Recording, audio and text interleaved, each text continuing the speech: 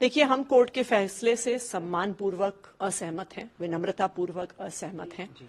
आज के दिन में ईडी के पास कोई सबूत नहीं है। 2 साल की इन्वेस्टिगेशन के बाद भी उन्हें 1 रुपया भी प्रोसीड्स ऑफ क्राइम नहीं मिला है। जो उनका पूरा केस है वो ऐसे विटनेसेस के आधार पर बना हुआ है जिनको पहले गिरफ्तार किया जाता है, उन पे दबाव बनाया जाता है और फिर आम आदमी पार्टी और अरविंद केजरीवाल के खिलाफ बयान दिए जाते हैं। चाहे राघव मगुंटा हो, चाहे शरद रेड्डी हो, जिनके आधार पर ईडी ने पूरी अपनी रिमांड एप्लीकेशन बनाई है। जब उनकी पहले क्वेश्चनिंग हुई, वो कहते हैं हम आम आदमी पार्टी के किसी नेता को नहीं जानते, हम विजय नायर को नहीं जानते, हम अरविंद केजरीवाल से नहीं मिले, हमने किसी को कोई पैसे नहीं दिए। गिरफ्तारी के बाद उन पे दबाव बनाया जाता है, उनसे आम आदमी पार्टी के खिलाफ स्टेटमेंट्स लिए जाते हैं और जैसे ही वो स्टेटमेंट दे देते हैं कुछ दिन में उनको बेल दी जाती है।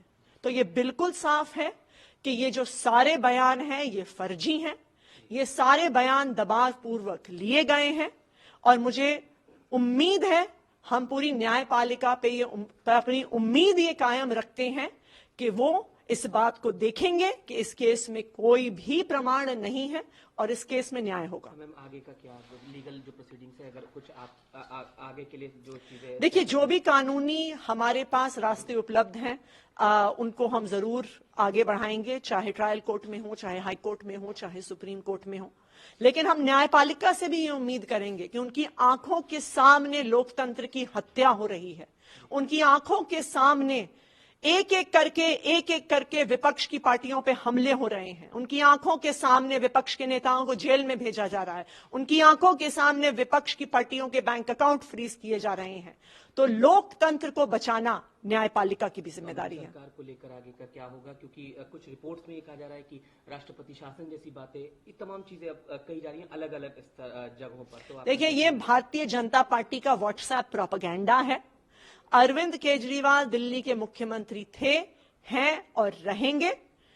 कोई भी कॉन्स्टिट्यूशनल और लीगल बार नहीं है उन पर मुख्यमंत्री रहने की। उनका कोई कन्विक्शन नहीं हुआ है। इस देश में आपका कन्विक्शन हो जाता है, 2 साल से ज्यादा की सजा होती है, तो आप फिर जनप्रतिनिधि नहीं रह सकते हैं। लेकिन अरविंद केजरीवाल की कोई कन्विक्शन नहीं हुई है, इसलिए कोई भी कॉन्स्टिट्यूशनल बार नहीं है उनके मुख्यमंत्री रहने पर। सुनीता जी ने जो ट्वीट किया है उस पर भी प्रतिक्रिया दे दीजिए। देखिए, आज पूरा देश अरविंद केजरीवाल जी के परिवार के साथ खड़ा है और मुझे लगता है कि अरविंद केजरीवाल जी की पत्नी सुनीता केजरीवाल जी का ट्वीट दिखाता है कि पूरा परिवार हिम्मत के साथ, बहादुरी के साथ लोकतंत्र को बचाने की इस लड़ाई में डटा हुआ है। इससे ज्यादा मुश्किल परिस्थिति एक परिवार के लिए क्या हो सकती है कि एक पिता, एक पति, एक बेटा जेल चला गया है, उनको पता नहीं है कब वापस आएंगे, लेकिन वो परिवार टूटा नहीं है। जैसे मनीष सिसोदिया का परिवार नहीं टूटा, जैसे संजय सिंह का परिवार नहीं टूटा, जैसे सत्येंद्र जैन का परिवार नहीं टूटा। ये लोग भारतीय जनता पार्टी वाले सोचते हैं कि हम केस कर देंगे और विपक्षी पार्टियों के नेता कूद कूद कर भारतीय जनता पार्टी में चले जाएंगे। लेकिन आम आदमी पार्टी का एक एक नेता, उनके परिवार का एक एक सदस्य लोकतंत्र को बचाने की इस लड़ाई में डटा हुआ है और डटा हुआ रहेगा।